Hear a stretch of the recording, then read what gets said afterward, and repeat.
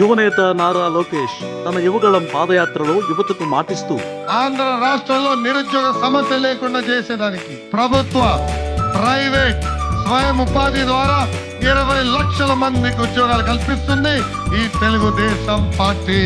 ఇన్ని ఉద్యోగాలు ఇవ్వాలంటే ఎన్ని పరిశ్రమలు రావాలి.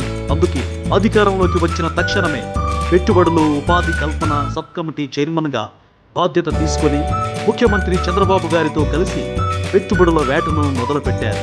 అదే సమయంలో ఆర్సెల్ఆర్ మిట్టల్, జపాన్కు చెందిన నిప్పాన్ స్టీల్ సంస్థలు సంయుక్తంగా ఇండియాలో పెట్టుబడులు పెట్టేందుకు ఆసక్తిగా ఉన్నాయి. ఈ విషయం తెలుసుకున్న మంత్రి లోకేష్ అమెరికాకు వెళ్ళినప్పుడు సంస్థ ప్రతినిధులను కలిసి ఏపీలో పెట్టుబడులు పెట్టేందుకు ఆహ్వానించారు.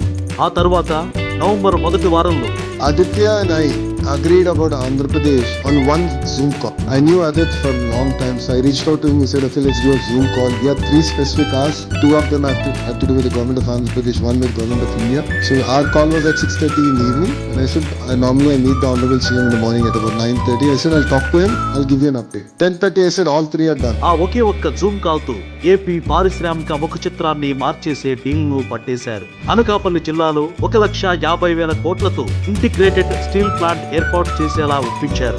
దేశంలోనే అతిపెద్ద ఇంటిగ్రేటెడ్ స్టీల్ ప్లాంట్ కావడం వల్ల సుమారు 1,00,000 మందికి ప్రత్యక్షంగా పరోక్షంగా ఉపాధి లభిస్తుంది. పెట్టుబడులు పక్కా అని తెలిసాక ఏపీ ప్రభుత్వం తరపున అనుమతులన్నీ వేగంగా మంజూరయ్యాయి.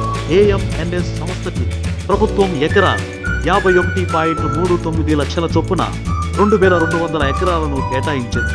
17.8 మిలియన్ టన్నుల కెపాసిటీతో ఏర్పాటయ్యే ఈ స్టీల్ ప్లాంట్ తొలి దశలో 7.3 మిలియన్ టన్నుల కెపాసిటీతో జేబీ నక్కపల్లి సమీపంలో 70,000 కోట్ల పెట్టుబడులతో ప్లాంట్ నెలకొల్పుతోంది. దీనివల్ల 30,000 మందికి పైగా ప్రత్యక్ష పరోక్షంగా ఉపాధి అవకాశాలు లభిస్తాయి. 2026 మార్చి 23న భూమి పూజ చేసుకుంటున్న ఈ ప్లాంట్ నిర్మాణాన్ని 2029 నాటికి పూర్తి చేయాలని లక్ష్యంగా పెట్టుకున్నారు. అనకాపల్లికి ఆర్సెల్ఆర్ మిట్టల్, నిప్పాన్ స్టీల్ రావడంతో మరిన్ని పరిశ్రమలు ఈ జిల్లాకు క్యూ కడుతున్నాయి.